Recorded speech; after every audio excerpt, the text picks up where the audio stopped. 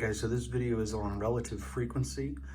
When we talk about what's called relative frequency, we're really talking about percentages or ratios. We're talking about how much of a given number is out of the total number. Meaning, if I said in this situation that I created in my last video, if I said 7 girls play sports, well, how many girls out of the total number of girls?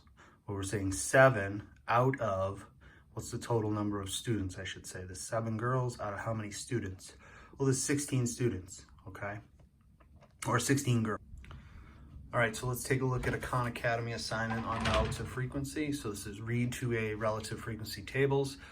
You can see we have the frequency table here. Okay, this compares, it says researchers once surveyed students on which superpower they would most like to have. The following 2A table displays the data and a sample of students who respond to the survey.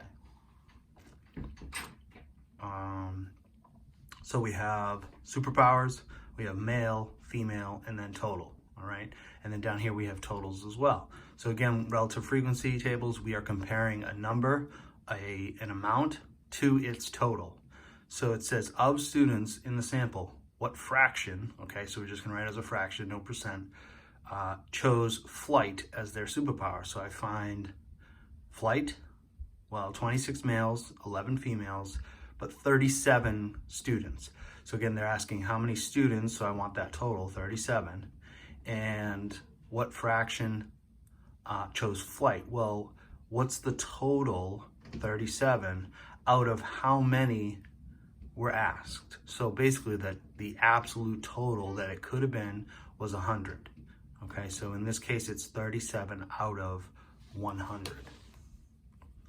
So we got 37 out of 100. Okay. Let's do one more. So here we have, this one's a percent. So we'll figure this out. It says researchers once surveyed students on superpowers they'd rather have. The following 2A table displays data. It says what percent of males, so we're doing percent, in the sample chose invisibility as their superpower. Okay, so round to the nearest percent. So we're gonna take a look at this. We have invisibility here, okay? And we have male, female, and total. Well, they wanna know percent of males, okay? So our amount is 14. That's males that picked invisibility. But compared to what total? Well, we're not gonna total everybody. We're gonna total all the males, okay, that were asked. Well, how many males were asked? I look at the total of males, there's 50 males asked.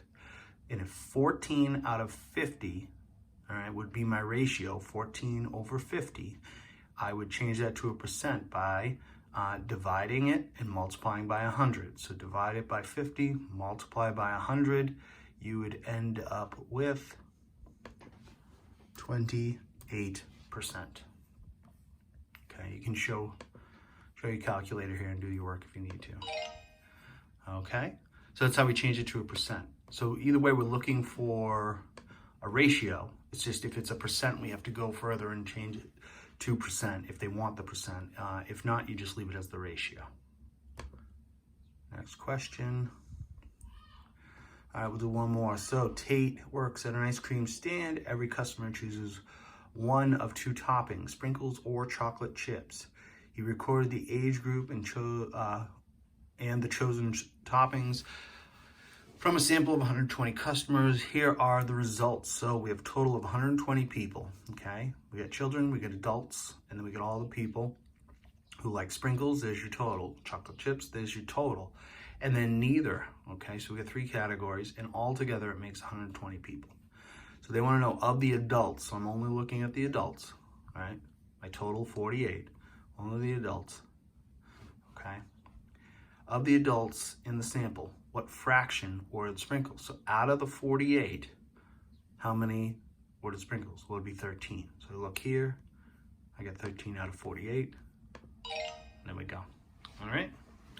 That's 2A frequency tables. Good luck. Let me know if you have any questions.